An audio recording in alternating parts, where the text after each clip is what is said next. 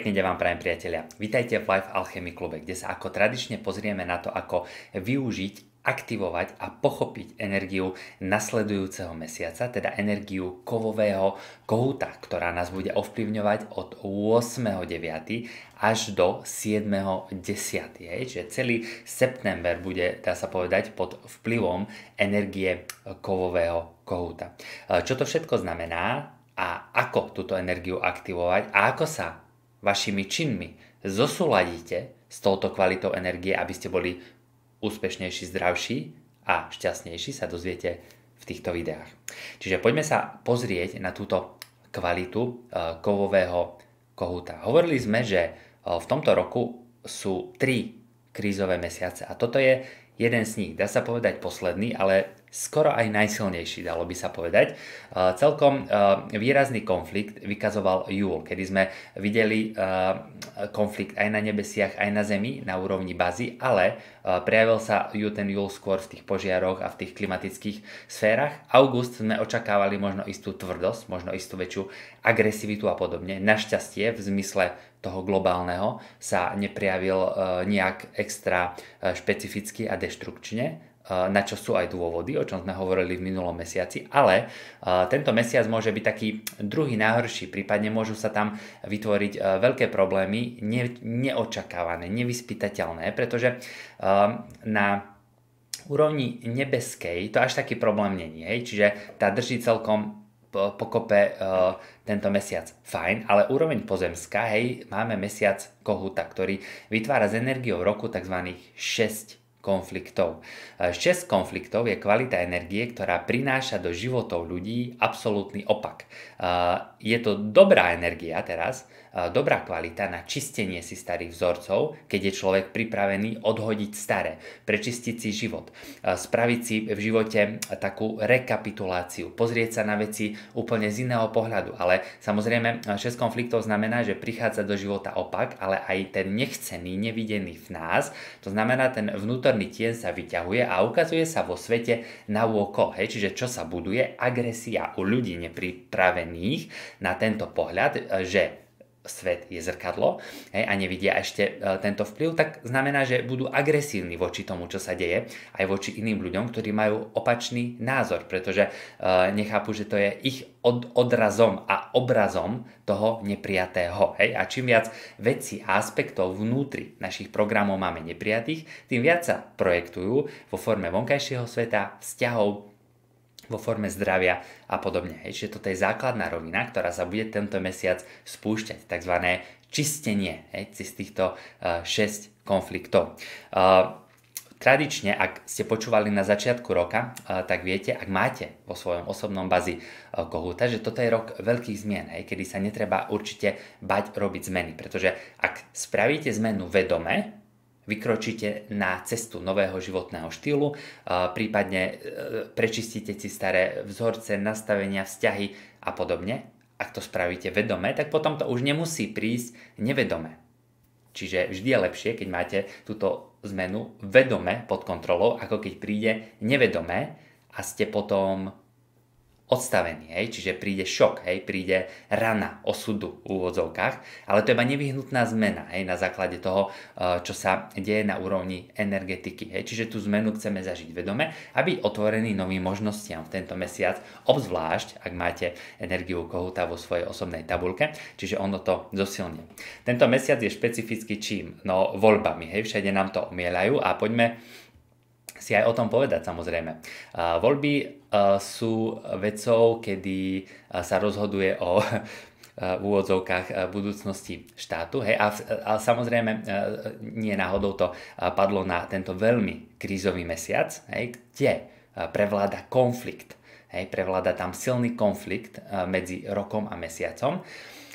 To znamená, že výsledky samozrejme nebudú také, ako druhí ľudia čakali a na úrovni Čimen, ak ste počúvali začiatkom roka, tak viete, že september sa spája na úrovni dverí osudu, ktoré výrazne ovplyvňujú emócie ľudí so strachom. Čiže tí politici a strany, ktoré zaútočia na strach, budú mať oveľa vyššiu šancu uspieť. Ale strach je sila deštrukčná, sila stagnácie. Čiže tak celé to aj môže skončiť. A aj bohužiaľ skončí. Čiže žiadne zázračné prevraty tam nečakáme. A samozrejme, keď sa pozrieme na deň volieb 39., tak vidíme tam dvojitých 6 konfliktov. Ešte dokonca aj deň vytvára konflikt s mesiacom a mesiac vytvára konflikt s rokom. Navyše tu je deň deštrukcie. Navyše tam je časový vplyv veľmi nepriaznivý a ešte vplyv kalamity, ktorý tam je. Čiže veľmi negatívny deň na takto dôležitú udalosť. Čo by toto mohlo priniesť jedine v tom pozitívnom? Vieme o deštrukcii a mnohí z vás viete, ako využiť silu deštrukcie pre váš prospech vo vašich osobných bazitabulkách. Už na základe kurzu, ktorý máte, tak viete, že sila deštrukcie je sila preprogramovania.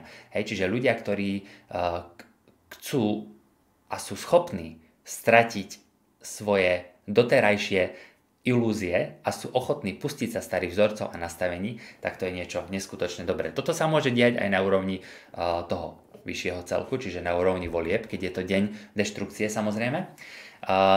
Ale ako vravím, ak to je vedomé, tak to je v poriadku, ak to je nevedomé, vznikne oveľa väčšia agresivita a strach, ktorá bude sa nás sprevádzať ešte ďalšie roky. Čiže toto je výsledok toho, čo sa bude diať v tomto mesiaci. Všetko záleží od úrovne uvedomenia.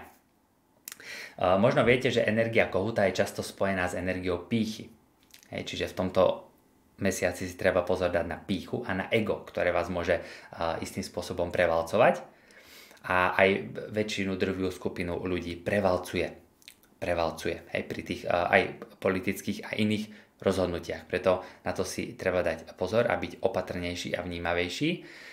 Samozrejme, Jínový kov reprezentuje v tom negatívnom skôr kvalitu nie vonkajšej agresivity, ale skôr kvalitu vnútornej, skrytých manipulačných techník, ktoré sa môžu v tomto mesiaci výrazne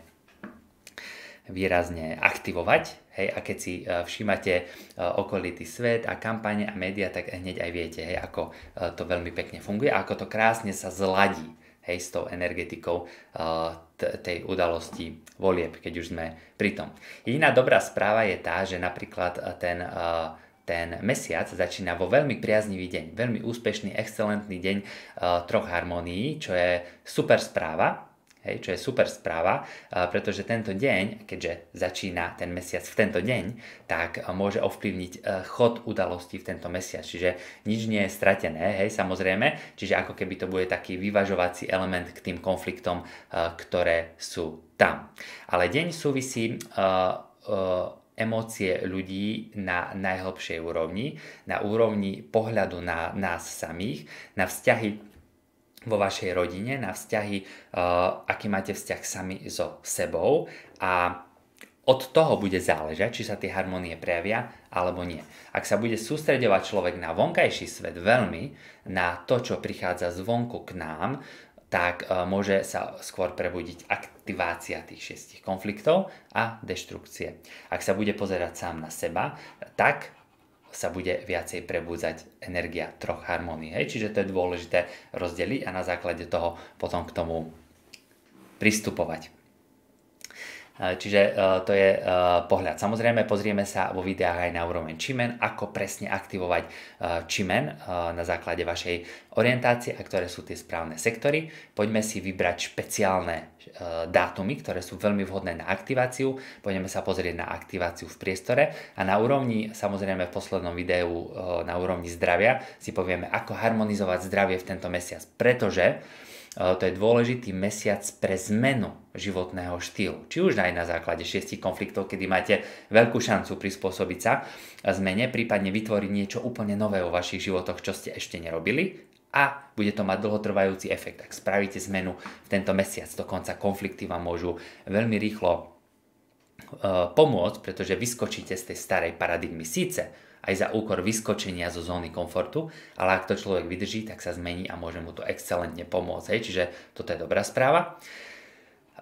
Na úrovni počasia si povieme, ale na úrovni vplyvu patogénu je veľmi dôležité si dať pozor na chlad. Toto je výrazný odkaz do ďalšieho mesiaca. Chlad, ktorý sa môže veľmi rýchlo penetrovať, hlavne do úrovni podbrúška a panvy, kedy sa zmieša s vlhkosťou. Chlad na úrovni od nôh, od krížov, na úrovni podbrúška, panvy, gynekologickej, urogenitálnej oblasti, kedy môžeme veľmi ľahko a výrazne prechladnúť. Mesiac august, teda opica, teda močového mechúra, sa prejavil výrazne v tom, že ľudia chodili za mnou vo veľkej miere so seknutiami, hlavne úrovni krížov, alebo chrbta všeobecne, hlavne na úrovni krížov to bolo zreteľné, kedy meridian močového mechúra prebieha aj celou líniou chrbtice, ako keby v dvoch líniách, čiže ovplyvňuje ten chrbát a cez ten močový mechúr sa ľahšie ten patogén chladu, ktorý je momentálne v divízii, dostane dnu.